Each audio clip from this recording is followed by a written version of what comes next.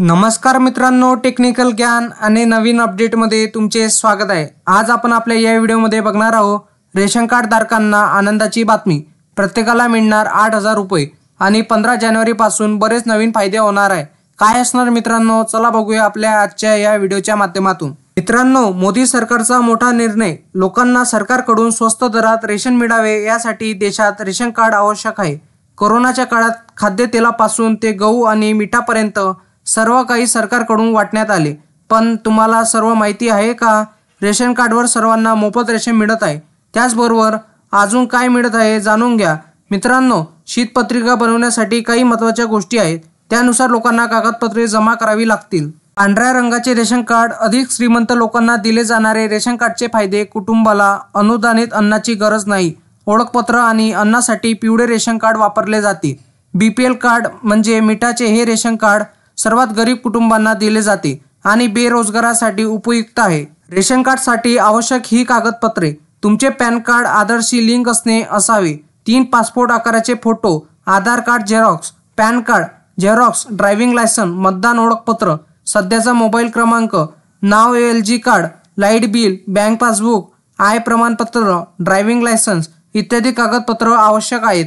शिधापत्रिकेचे फायदे काय असणार आहे मित्रांनो? जर तुम्ही सध्या रेशन कार्ड वापरत असाल तर आम्ही दिलेल्या माहितीनुसार त्यामुळे बदल काळजीपूर्वक समजून घेणे आवश्यक आहे। हे शिधापत्रिका प्रणालीशी संबंधित महत्त्वाच्या फायद्याविषयी सर्वसमावेशक माहिती प्रदान करते। हे उल्लेखनीय फायदे कसे मिळवायचे, त्यासाठी योगाचा अर्थ काय ते तुम्ही शिकाल। या लाभाचा लाभ घेण्यासाठी कोणती पावले उचलणे आवश्यक आहे आणि त्यांचा अंमलबजावणीसाठी कालमर्यादा काय आहे, आणि या पैलूचे स्पष्टीकरण देण्यासाठी एक कारण सांगा।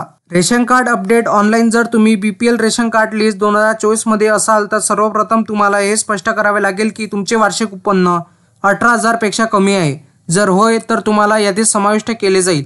यापेक्षा कमी असल्यास तुमच्या BPL शिधापत्रिकात यादीत आयुष्यमान कार्ड यादीत समावेश केला जाईल। दोन्ही याद्या जोडल्या जातील आणि तुमचे नाव दोन्ही यादीत दिसेल। तुमच्या माहितीसाठी आम्ही तुम्हाला ते सांगतो, सरकारने बायोमेट्रिक सुरू केल्यापासून त्यामुळे हजारो लोक रेशन पासून वंचित आहे, कारण त्यांना बायोमेट्रिक्स करता येत नाहीत। त्या सर्व ग्राहकांचे रेशन थांबवते। शिधापत्रिकाची संख्या 23 लाखाच्या जवळपास पोहोचली आहे आणि आतापर्यंत आम्ही 80% कार्ड बायोमेट्रिक्सशी जोडण्यात यशस्वी झालो आहोत। असे प्रत्येकाने लवकरात लवकर बायोमेट्रिक करून रेशन मिळवावे असे आवाहन करत आहेत। मित्रांनो, 15 जानेवारी पासून नवीन नियम घेण्यात येणार असून हा असं आवाहन करत आहेत की लोकांना आता धान्याच्या ऐवजी 8,000 रुपये मिळणार आहेत असे आवाहन होत आहे। तरी आपण त्याबद्दल हा व्हिडिओ बनवलेला आहे, पण अजून कोणताही GR आलेला नाही। त्याबद्दल आल्यास आपण आपल्या या YouTube चॅनलवर सांगणार आहोत। मित्रांनो, तुम्हाला माझी अशीच ही माहिती आवडली असेल आणि असेच नवनवीन व्हिडिओ बघण्यासाठी तुम्ही आपल्या चॅनलला लाईक, शेअर अँड सबस्क्राईब करा। धन्यवाद।